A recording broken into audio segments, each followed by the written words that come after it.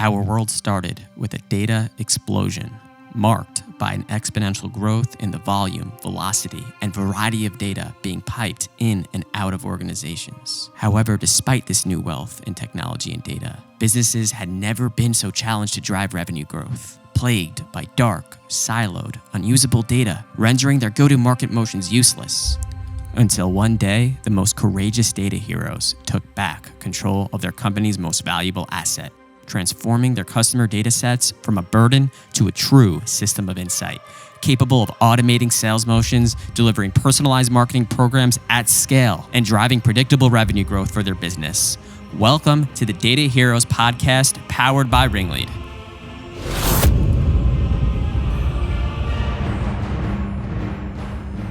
All right, welcome everybody to another Talk Data to Me. We've got a very special guest today with us, Andrew Mahr, the Chief Customer Officer at Triblio. Welcome. Thank you. It's great to be here. Yeah, we're glad to have you. So let's just kind of get started and get into your background first and foremost. What was your journey to becoming a data hero? So I've been working with marketers my whole career. So I think there's always some level of data that you're kind of working with in marketing. So I think it's been a progression from pretty simple levels of that to where we are now, where we're able to do pretty advanced things with data. I think of it in terms of kind of levels. And I think, kind of the first marketing jobs I worked, performance and using data was all about A/B testing, kind of this quantum view of the universe. Everybody's a probability. And if you can just do enough A/B testing, then you can get most of the people doing what you want, or more of the people doing what you want in terms of campaign responses. Joining Triblio and kind of going into this account-based universe was me really wanting to move beyond that type of data usage into, well, how much more granular can we get? Can people not be probabilities, but can they actually be quantities that we know something about and can actually customize for kind of at scale? And that's where ABM started. And now that's moving into kind of us getting into a predictive space where you're doing even more interesting things. So I think that's been the journey. Really, it's been me more growing with marketing growing, and the data getting better and better. But that's the short version. Love it. Well, everybody wants to know, what would you be doing if you were not in the position you're in today? Yeah, that's a good question. I mean, if money were no object, I might be just spending all my time outdoors doing that type of thing, mountain biking or rock climbing or something. But what I thought about this question you sent ahead of time, and what I really have loved about being at Triblio and that I would look for any other place was a surprise to me as my role evolved here. And it's that when I got started, I remember, thinking, okay, we're going to get to this next level of using data. That's going to be exciting. But as I was learning about the ABM space and what came before us in terms of marketing automation, what really got me excited is that before the last round of marketing automation, the Eloquas and Marketos, there wasn't such a thing as a demand generation function. Really, marketing operations wasn't a function, wasn't a career track as much, and the technology and those strategies created those career outcomes for people, which is pretty exciting. And I remember sitting in our boardroom with the first person I hired on a customer success at Triblio, thinking 5 years down the road, and said, if we really do our jobs well here, in 3 or 4 years, people are going to be writing to us saying, hey, I'm hiring a director of account-based marketing. Do you know anyone? And like 2 years ago, that started happening. I remember the first one I got, I was like, well, maybe that's a one. And then it happened again and again. So seeing that kind of impact, being able to really start building something, not just the company itself, but also, what people can do with their careers, make good use of their skills, has been exciting. So I would try to find something else like that, but I think I've been pretty lucky. I don't know how many opportunities there are to do something like that. But I try to find something like that where impact could kind of be, broad and trying to leverage myself as much as possible. But it might have been a once in a lifetime thing. I feel pretty fortunate. Yeah, I think, you see this ecosystem around CRM, marketing automation, ABM. It's each of these have taken on their own kind of role, and to see personas or job positions be created in these roles is really exciting, especially if you're one of the leaders in driving that transformation. So, getting back into kind of data and dirty data for that matter. What is the biggest dirty data disaster that your teams have ever faced? There's a lot of ways I could answer that question. I think the one that I can probably share that comes to mind first is one time we were doing an onboarding for a customer, and we were under, during the onboarding, we were under a lot of time pressure. We had a very specific time targets we had to meet to complete integration, to get campaigns live. And it was early innings for us, and we just made some assumptions about the state of the data we'd be getting from them when we started. And when we began the onboarding and integrations, it just wasn't the case. Their account data, which went back, decades, was super messy, and we couldn't match accounts initially. There was tons of just meaningless data in there. So there was no way we were going to hit our timetables. And I remember going and talking to our CTO about it and saying, we need to do something differently here, because there's no way we can get things live in the way the customer expects if we can't clean this really fast or find some way to help them do it.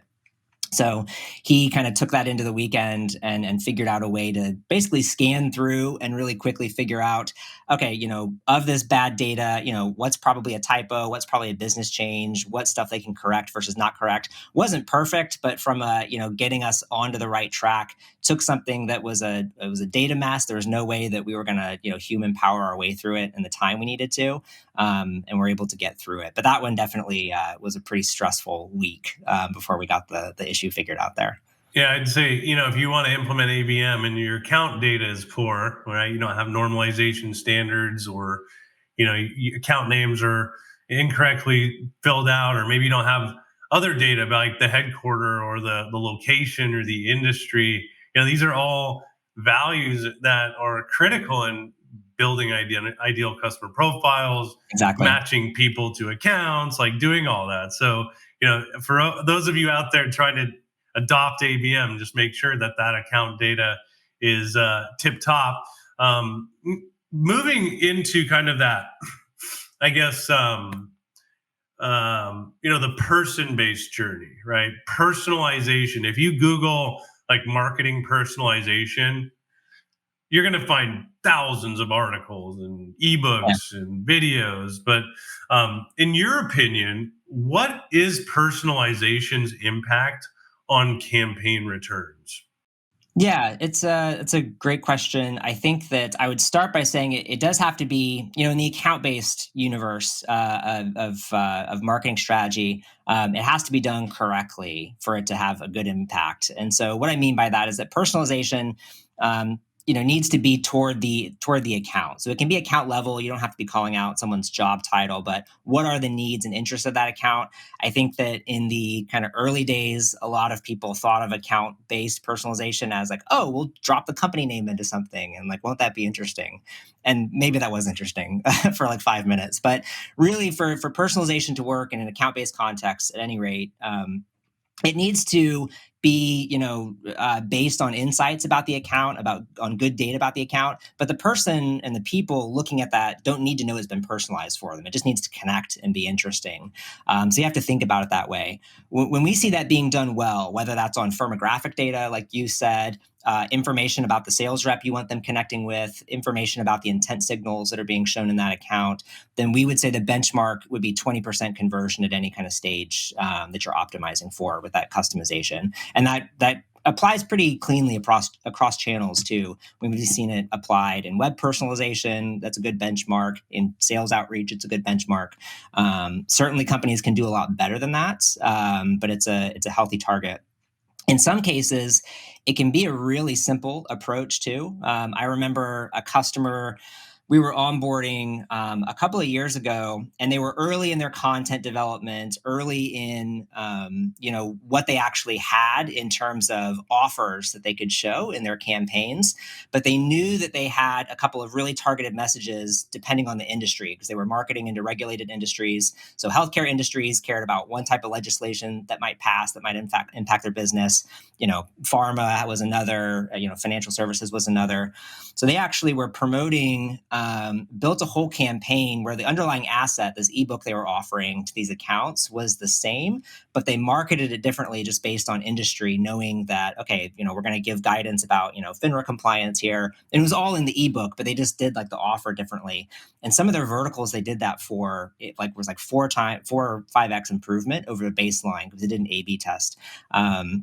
So that's really interesting. So it can be customization just done right with good data, make it interesting to the account. You'd see a really big lift. But again, it has to be done based on making it interesting for the customer, not just personalization for its own sake, and calling out company name, things like that.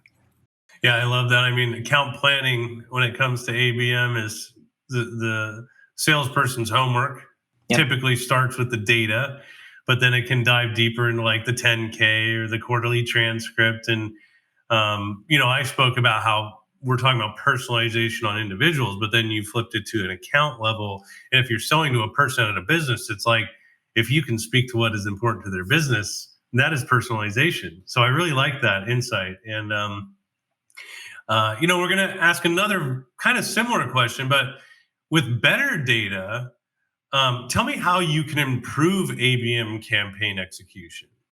Sure. And actually, let me elaborate on that last point. One other thing I would highlight that's really interesting in an account-based context is that HBR, Harvard Business Review, released an interesting study a couple years ago talking about personalization in a business context. And everyone knows, most people in B2B know the stats about, okay, there's 11 to 25 decision makers in an account now. And what the study showed is that actually over personalizing to the individuals instead of highlighting the account as a whole actually made some stakeholders more aware of their own interests and what they wanted out of the deal, but blind to what the CFO cared about and blind to what someone in another division cared about, and actually ended up kind of tearing the deal in different directions instead of building people toward, well, here's the needs that this whole solution has to deliver. So actually overly focusing on individuals and not creating kind of an account-centric message about all the benefits you're delivering. And then for that, you need to know, okay, well, what's our value proposition for, a finance division when there's these intent signals showing, or the operations division in this industry, what matters? So anyways, again, customization done right, personalization done right can look a bit different. In terms of, with better data, like how do you improve campaign execution? Again, it's probably 4 areas. The first one is just that predictive area, knowing, okay, in a given segment or given certain intent signals, should this account be in a campaign? Should we be reaching out to them at all right now, or should we focus our resources somewhere else? The marketing dollars are finite, the sales hours are finite. So you have to know who you should be spending time on. So predicting which accounts should be in a campaign at all is part one. Also staging, how far are they into that journey? How do you know when an account has moved from like an awareness stage into truly like consideration mode? And what does that mean about the tactics you should be using? Account data is super important for that. You want a system that can understand the difference between when to feed someone kind of top of funnel brand awareness messaging versus when to trigger, sales to reach out, or when to trigger a higher cost marketing tactic like direct mail, where you're actually going to spend $100 to do something. And then third, I would say there's personalization. That personalization we just talked about, you can't do that without good data to operate off of, data about the account, data about the people, like you said. Are there events happening in that business that change what they're going to need from us, change our competitive position? So that's all kind of I would say the segmentation and messaging side. And then there's also targeting. You have to have good data to actually do this targeting if you're going to run across different channels. So, if you're targeting people on the website, you need IP to company data and to map up with marketing automation cookies. If it's on ads, you're going to need all this new cohort data that, the post-cookie targeting world is kind of modifying. If you're doing direct mail, you're going to need home address, things like that. So data is really important, really across the whole scope, that. But for staging, for personalization, for segmentation, and then to actually do it, to get the targeting done accurately, it's important across all those. Yeah, it's you went both deep and wide in that explanation. I think when people watch this again, you should watch that a few times, because there are multiple facets that data is driving, and it depends on the channels that you guys are utilizing to get into these accounts. And let's kind of switch gears. And you guys have an amazing platform that supports ABM.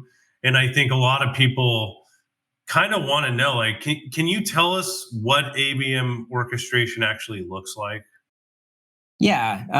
So I think in the early days of ABM, if you kind of looked under the hood of what was happening in a lot of programs, definitely the earliest stages of like the new era ABM, the last 5 years, it was a lot of advertising. Essentially, that was the easy thing to execute. Didn't take a lot of stakeholders, and gradually then maybe one other channel would get kind of put into that. When we think of orchestration and really what marketers need to be doing to be leaders in their field going forward, we describe that as orchestration, and it's three things. So you have to have an automated account selection and prioritization process. A lot of the early customers that we worked with 5-6 years ago, when they were building their lists, it was super manual. It took forever. Marketing and sales would disagree about accounts. So by the time you actually got a list into market and then could actually run your tactics, that data might be old, or you might be disqualifying accounts mid-process. And that process has been, that predictive kind of automated account selection process has been getting better and better. The pandemic actually kicked that all into overdrive, I think, because all of a sudden, a lot of companies needed a new pipeline. So how do we do account selection really fast? How do we prioritize customers and know how to do, good account management with them? So orchestration is predictive. It's automated account selection. It also has to be cross-channel and multi-stage. And when I describe that, I think everyone has seen these types of campaigns. If you've read case studies or been to an event and like, oh, at the award show, like who won like coolest ABM campaign, it's some variation of, well, we had ads that ran at first, and then we invited them to an event, and then we sent them a tchotchke with Sendoso, and then there was sales follow up and maybe some one-to-one tactics at the bottom, and all that looks really great and makes sense, but it's again not what a lot of ABM campaigns really were for years. It was just advertising. But that gold standard is real. The vision of an account that you can engage with ads and close with sales, and that's it, I think is a fantasy in most cases. Buyers are consuming information across lots of channels. All of them are cross-referencing things. When they see an ad, if it says something totally different than what your homepage says in terms of who you specialize in or what your value proposition is, they're going to pick up on that. So you need all the channels saying the right thing at the same time, and you need the stages to progress, because obviously top of funnel is very different than bottom funnel messaging. So it has to be that cross-channel, multi-stage vision. And then third, to what we were talking about earlier, it's got to be personalization at scale. You can't just take the same message and blast every account with it over and over again. Say, oh, well, this is our bottom of funnel messaging, or this is our mid funnel messaging. There's the customers that are using data better, that are collecting better data, know what data is truly indicative of needing to run different plays, and then can execute all that automatically, are going to win. I mean, they're going to be delivering more relevant messaging. Their sales teams are going to be having better, more insightful conversations, following up on the right accounts. And those larger buying teams are all going to be engaged around the same message. Again, if you even take that example we talked about at the beginning, and if you're sending messages that actually conflict a little bit to different stakeholders because you're trying to over personalize, you could actually be setting up your sales rep with headaches down the road of oh, the CFO thought it was going to be one thing and the marketing leader thought it was going to be something else, and now the sales rep's got to unwind that, slows the whole deal down, might lead to discounting you don't want. So doing all that well at scale, obviously on the back of really good data, that's what ABM orchestration looks like. It should, I think, just feel like really, really good, slick marketing and sales collaboration at the end of the day. But that's when we describe ABM orchestration, that's the vision. It's predictive, it's cross-channel, and it's personalized at scale. Yeah, I love that. I mean, I can remember times years ago when we didn't have, any sort of automation for building our target list. And in sales management, I mean, I can remember times when I'd hire a new superstar salesperson and I spent a week figuring out what target accounts they were going to go after. Yep. And still with that, all the hard work that went into it, I was second guessing myself. Like, Yeah. I wasn't sure if I was giving them the right accounts because, like you said, they were already disqualifying themselves after I had handed them off. And so I think that's a huge first step. The other two are amazing as well, but just building that list can be so incredibly challenging. And I'm going to throw you a little bit of a curveball here, but I think you can handle this one. In terms of like how many companies that we should be putting into our one-to-one or one-to-many ABM strategy, do you have any best practices or like guidelines of some other companies that have kind of made the decision of how many companies to actually target at that multi-level personalized one-to-one campaign level? Yeah, that is a good question. So I think about it, when I help customers through this process, we try to take a bottoms up approach from sales capacity, because the one to one ultimately gets bottlenecked around like, well, what could you deliver through the sales rep? And then how far up through the funnel can you scale that with marketing? So I think that I would start with knowing, okay, if there's having a tiered list of how many accounts do you expect your sellers to be reaching out to, not like the sales development team, but the kind of the quota carrying reps. How many accounts are they going to be reaching out to?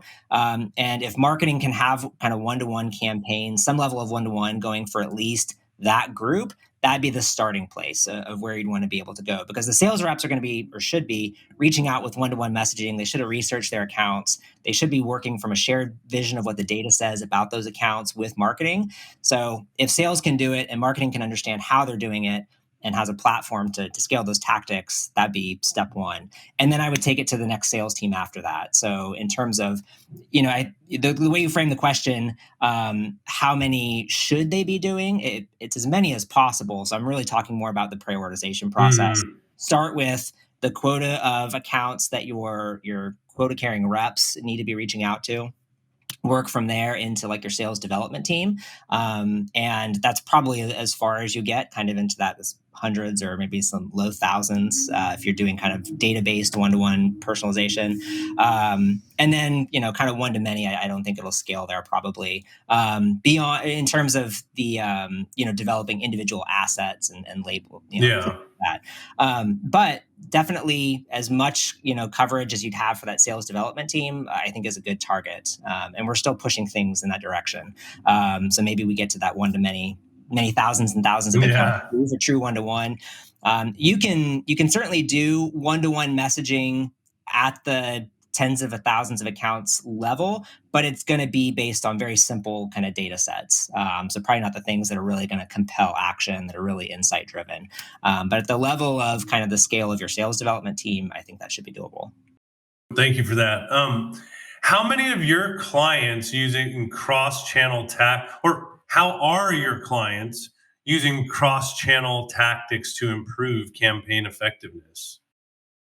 Well, I think it comes back to that question about, or the benchmark really, I said again, about personalization improving conversion rates by 20% at least. Where a lot of ABM programs, I think, fall short initially is that they are really that very simplified version where like ABM equals ads, and it has to be more than that. So if you're serving up somewhat customized ads to a segment or something like that, and then they don't click on the ad but they search for you and go to your homepage, or they land on like a customer testimonial and it's saying something totally different about you, then that personalization, whatever personalization you were doing in channel A, is now breaking down in channel B, and all of a sudden the message isn't personalized anymore, so you lose that effect. So I think that using cross-channel is really about keeping the message consistent, and that goes not just to what ads versus websites and examples like that, but also how marketing is nurturing accounts that sales are also reaching out to, or how that handoff process works.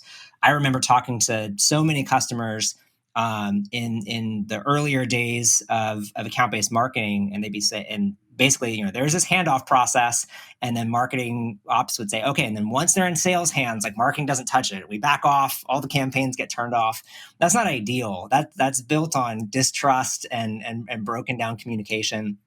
So, but marketing ideally would be able to continue personalizing all the way through the sales process as well, in ways that the reps appreciate and it's wind in their sails, right? So I think they are using cross-channel tactics to improve effectiveness by, one, keeping all the marketing channels just in alignment, so you're not ruining your own kind of conversion rates. And second, by keeping in step with sales and actually giving good guidance to sales in the early parts of their process, so that marketing can stay engaged and continue to influence the broader account, instead of getting their wrist slapped and being told, okay, like, turn everything off. This is in the sales rep's hands now. Do no harm.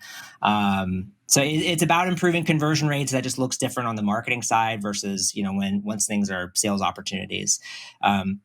One of the really common use cases that we'll support with customers, or a pain point that we solve initially, is marketing will have run a personalized campaign as part of ABM, and then if it gets handed off to a sales development rep or a sales rep to work, they might reach out with different messaging, just out of like, look, I've got 30 accounts to follow up with today, or whatever the number is. I'm going to use my favorite. This is my template that's converting really well right now. I'm going to drop it into my Cadence tool and just fire away and go. But sales doesn't have time always to go ask marketing, okay, for this account, what assets should I use? For this account, what's the right messaging?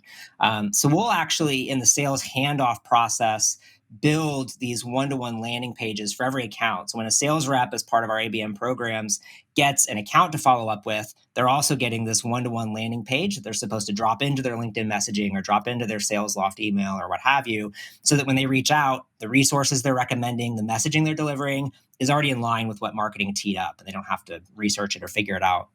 And they can do more of the kind of the persona research, the profile research that helps them with their subject lines and things like that. So those are some examples, but it's about keeping all of the kind of go-to-market teams, aligned at the same time, and ultimately making the same promotions, value propositions to the account at the same time. Yeah, you might have some good lone wolf salespeople out there that they can close on their own, and they're methodical at messaging and can pick up on what marketing's doing. But those lone wolves can only handle so many ops, right? And so the best sales reps are not the lone wolves. They're the ones who embrace marketing's playbook, right? Like, I am a good seller, and if there's 11 to 20 people at every account that I have to influence, I'm typically influencing 3 to 5, right? Yep. So like, if my marketing team is not running plays alongside or helping me, match the offers and the messaging that they were giving into that mid to late stage of the funnel, like, I think I'm in trouble. So it's really important that marketing and sales align and that they don't just pull out, because there's so many personas that are in this mix that still need to see that message. And as salespeople, we don't have time. And talk about events and other collateral. Yeah. We might not even have time to send a Sendoso or invite you to a cool event we're having. So like, I really agree with that, Yeah, and there are some profiles too who just won't want to engage with a sales rep initially. I mean, if you think about even kind of building awareness in large organizations with procurement teams, I mean, they're not going to talk to you probably until much later in the process. But you'd like them to know what you do. You'd like them to know your value proposition. You'd like them to know that you're established in their industry, things like that ahead of time. And yeah, so it's limits on the sales rep's time that we're solving for, like you said. And also just limits on the realities of buyer behavior. Not everybody wants to fill out a form. I mean, almost nobody wants to fill out a form, and a lot of people don't want to talk to sales until they absolutely have to further down the road. And you can get around some of that, but it's going to be built into your pipeline that there's people avoiding you, and so you have to, I think, accept, like you said, the best sellers accepting and embracing marketing's help and figuring out how much they can get out of that process is absolutely, what's going to lead to the best results across the team. Yeah, I'd love to see your playbook sometime, because I don't usually think about procurement in that process. But now I'm thinking, like, wow, if you do have a best of breed solution, you can educate procurement, and you can educate them on the fact that they can't get what you're buying anywhere else. So they literally have no leverage, when they come in for negotiations. So what is the minimum data required to activate a company or a person in one of your ABM campaigns? And does that requirement change when you actually hand those leads to sales to follow up with? I guess there's two ways of looking at that. So with our campaigns, if you're working with Triblio, what the customer needs to bring is, closed won accounts from the last 12 months or so. That allows us to build, a lookalike based on fit characteristics like size, geography, industry, all those common factors. If they have their own ICP built out already, obviously we start there, but kind of minimums. And the other would be like a lookalike we can run on intent. So if we can look at their last 12 months of won customers, understand, well, what were those folks doing before the deal closed, 6 months before the deal closed. We can go and find others, even outside of the ICP or the supposed ICP, who are showing those same signals. That creates an interesting initial data set for us to work with in terms of who we should be targeting, what types of plays to run in different seasons, things like that. The second type of data the customer needs to bring is, which you might not think about data, but I certainly do, is the playbook, which is, okay, given different data signals, given different kind of qualifying criteria we might identify, how do we actually want marketing and sales to engage this account together? Because ultimately, when we're doing orchestration, that's what we're doing. We're marrying, data signals to these cross-channel tactics that we can run. But that customer strategy has to be there of like, okay, yeah, these types of signals should lead to this type of content delivery, this type of investment in that account. That account is worth $1,000 investment to acquire. This other type of account spends a lot less. They're only worth, $100 to acquire, whatever the math is. So that playbook, kind of on all those different levels, understanding what you want to invest in different types of customers and the plays you'd run to do that. You'll need channel specific data as well. So with, it's pretty minimal, like on an advertising, you need to, tell us the roles ideally that you'd want to target. Email addresses allow us to do that a lot more accurately. And your point about sales handoff, I think that's where a lot, more is then required to do it really well. You need the contact details, obviously. I think that after that, the LinkedIn profile is the next most important thing. Because again, we're going to be automatically generating, what are the assets marketing could ideally start with to use for this account? What's the history of the account, the data signals? We'll provide all that, but you still want the rep to have an easy, fast time going and understanding what's the context, who maybe are the other stakeholders that aren't in our system. So that LinkedIn profile creates that really quickly, or the fastest path to that probably. And then again, the sales play that you want them to run that's proven out. So the marketing playbook is going to live in a place, like Triblio. Here's the tactics we use at different stages. Your sales playbook might live in a place like an outreach, where you have sequences built out. So, the connectivity there of knowing what signals then should Triblio send over into this outreach sequence. That's really important data too. Triblio brings a bunch of things to that mix. I mean, we have, kind of our account universe that's built out. So that's like the database of everybody who we think you could be selling to, even if they're not in your CRM. But if we discover kind of those intent signals, we could say, okay, well, these accounts aren't in your Salesforce today, but they probably should be considered. Mapping leads and website traffic to those accounts, the firmographic data, the domain data, all that type of thing. I think, we just bring. And then there's all the targeting data too that we talked about earlier. So to do good website targeting, you need IP to company data. To do ad targeting, you're going to need all these kind of post-cookie methodologies, mailing address for direct mail, things like that. I think the big one though, that's lacking in most cases that we can provide is that historical intent. That's the piece that everyone's trying to unlock, and like, well, how do we actually look back in time?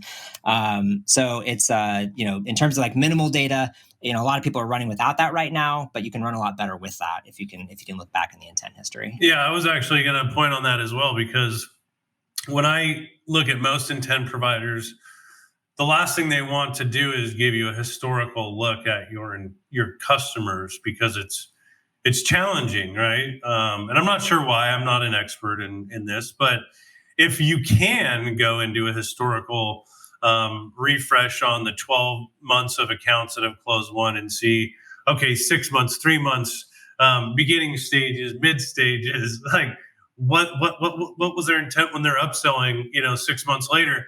What you can do is create those playbooks, which is like, okay, now I know that these types of companies were searching these types of signals and showing this type of intent, and then they bought these types of products.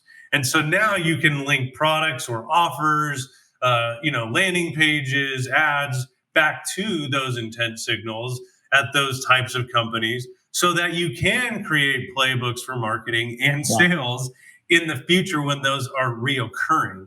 And Yep. so I think that's just huge. If you guys, have an offering that does historical kind of investigation on what intent signals were actually showing up, and those are actually showing patterns across different account segments, like creating game plans out of that is amazing.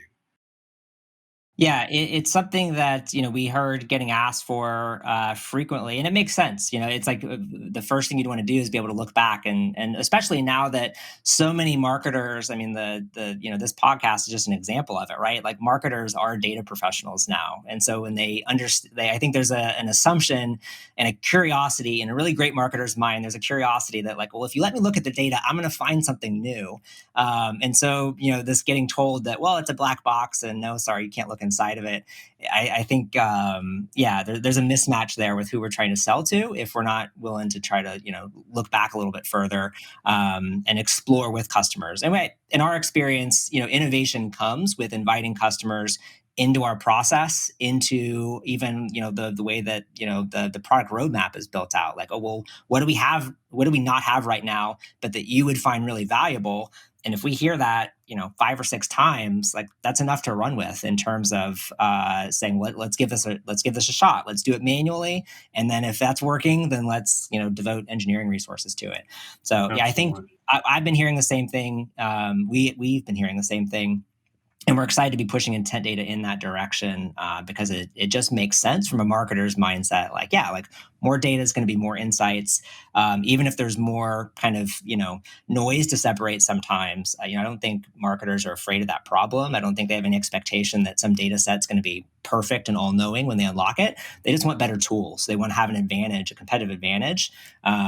So yeah, we're trying to lean in Yeah, that I direction. mean, personalization is the name of the game. The more elements you can give me to run correlation analysis, the better I can create segments. And that's always been a challenge. Another challenge is what the heck's going on with international intent data, right? It's becoming more and more hard to find, and I'm not really sure why. Yeah, a few things have happened, and we'll hear similar concerns from international teams if we start out working with the U.S. division. When we get introduced initially to the team that's in like Europe, for instance, they'll say, "Oh yeah, well it's easy for our teams in the U.S. to do this personalization because they have all this intent data to work with, and over here it's just not the same. The volumes are lower, the quality is lower." And it's really privacy regulation driven changes, and overall it's really good things that are happening, I think, in the privacy market. But before GDPR, which came around in 2018, and a lot of people like me and maybe you signed like 50 DPAs in like May 2018. But before that, the companies that were doing predictive, so to speak, were a lot of that data was coming from essentially wiretapping the ad exchanges. So every time an ad got served, they would, kind of read that data without anyone knowing that this was happening, turning that into company data and then selling it as intent. And GDPR shut that down. So bid stream data now in Europe is largely masked. Another data source for this was Oracle's tool AddThis. They pulled that out of the European market in 2018, right before GDPR, for similar reasons. Google's expiring third-party cookies. That's going to affect lots and lots of tracking too. So for marketers, the way I try to emphasize this message about where intent's headed right now is that privacy, I think 2 or 3 years ago, everyone was paying a lot of attention to privacy because there was a lot of risk associated with it. We need to get these contacts, non-opted in contacts out of our database, need to be careful about what we put in. All that's true, but really the future, why it matters is not just risk, it's about scale. Like if you don't have privacy compliant data to put into your systems, you're not gonna be able to scale a program. Hmm. It's just gonna be limited. So where we're pushing things now with IDG and the data of theirs that we're working with is toward that vision of intent data that is privacy compliant. It's all going to be built off of opted in data that is international. And it's a mix of digital as well as human verified, which is going to be the first product of its kind like that, where there's still the same type of like, okay, things that have been collected from website traffic, from all those digital signals, but also things like, surveys that are being run out of call centers, event attendance from like large industry events to like smaller events, analyst data. And because we're doing that across all of IDG's media properties and their whole business, it's operating in different languages, it's operating in different markets, and it's all been opted in for a really long time now. So we can look back quite a ways, and we can do that in all of these different markets. So it is international, whereas international data for intent for the last couple of years has been really, really hard to come by. What I'm really excited about in the future too is that once we're able to, the other limit that international marketers run up against is if they can find any data, it's built on these English language taxonomies for the most part, and it's actually a hard problem to solve because the intent data, a good intent data engine, needs to be built on this AI tactic called natural language processing. And there's really great models that are open source that have been built out by companies like Amazon and Facebook for English, but the models in other languages aren't that strong yet. Or just take longer to develop into. So we're actually going to be mapping things like those together so that what you could understand is, okay, is a company like Fujitsu that we're targeting, are they researching our category in English? Are they also researching it at corporate in Tokyo? And you don't need to know both languages to monitor those signals. There's going to be a common taxonomy that applies across languages. So for these larger accounts where you're not just looking for an English signal, you're probably looking for 2 or 3 languages coming together. We're going to be able to discover things like that too, which is super exciting. Probably going to take us, another year or so to get there with multiple languages. But that's where international is headed. It's very cool and very unique. The last question I have here is, do you have any unique techniques or strategies to create and ultimately refine ideal account or contact profiles? Yeah, things that we've talked about a little bit here. I think that the ICP process today, although it's come a long way, I would say from 5 years ago, like we're leaps and bounds beyond. It still has 2 kind of weaknesses built in. The first one is that if you're starting with dirty or incomplete CRM data or account data, which is a problem you guys know all about, solving it, then you have this garbage in, garbage out process, or things that you have to take lots and lots of time cleansing. So that's one limitation. And one that's certainly getting better though, and there's tools like yours to solve for that. The other one is that the ICP process, in terms of what are those intent signals we should care about, is still very keyword based. And I use a music analogy for this, and I probably date myself a bit in doing it. But if you think about like finding like a great song for a given moment, like I think intent data is still stuck in what I would call the Napster era, where if you know exactly what you're looking for, you can go find it. Oh, you know that you're looking for companies that are showing intent in account-based marketing. Okay, well, we can go find those for you. But what we want to be really as marketers is not needing to know everything in order to find anything. We want like a Spotify or a Pandora experience where we can say, okay, like this is the mood I'm in. I'm going for a run, play a song, and it's the right thing. And intent data should be able to do that. It should be able to discover for us as the ICP process develops, discover for us who we should be targeting, even if we are not aware of those signals yet that are relevant. So for instance, an early example of this where we came across it manually was a company we were working with that sold office equipment. And so they had initially been looking for companies that were searching for, office equipment, specific things. What they found, though, was that an even better signal was looking for companies who were searching for commercial real estate because they were going to need office equipment in like 9 months. So that's the type of thing that shouldn't be like, everyone has their one story of a cool insight they found, but that intent data should just be doing for us automatically. And I think that along with really clean and complete CRM data and good, data orchestration, having intent that can discover things for you that you didn't know you should be looking for, and again, that provides you a competitive advantage, is going to be super important because it'll allow you to target new markets more quickly. You're talking about that story, onboarding new sales reps and trying to find the right accounts for them. that's a manual process for you. That's a problem, number one, because I'm sure you have a lot of other things to be doing, especially to have then the rep disqualify half the accounts you give. The other problem is that you only know what to look for, what you already know about. You're doing lookalike modeling in your head, and our brains, no matter how smart we are, don't run at that speed to be able to do that for a big team. So intent data, as part of the ICP process, kind of the second, pillar of the ICP process, should be discovering. And I think that's where the future of intent and ICP development is going, is taking that good, clean, CRM and account data, like what you guys are providing, and then marrying that with intent that can discover things and tell you things you didn't already know you were looking for.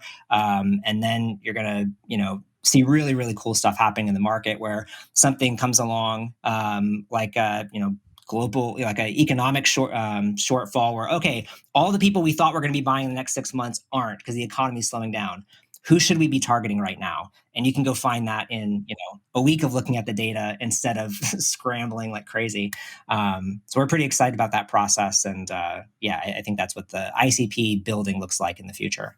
Yeah, I love that. I mean, I'm always training people who sell to other people to try to find compelling events that help you to indirectly sell what you're selling. Yeah. Indirect is the key there. You never want to directly sell what you're selling, because people, if you got up in front of a stadium and there was 10,000 people in the audience, and you just pitched and you told the people, hey, you can get up and leave if this person says anything that you're not interested in, and you started pitching your product directly, you would have 97% of the audience get up and leave right at that moment. Yeah. But if you can indirectly speak to something that all of them care about, that your product or service is instrumental in helping or solving, you have a much better chance of actually getting that conversation, keeping those people in the seats.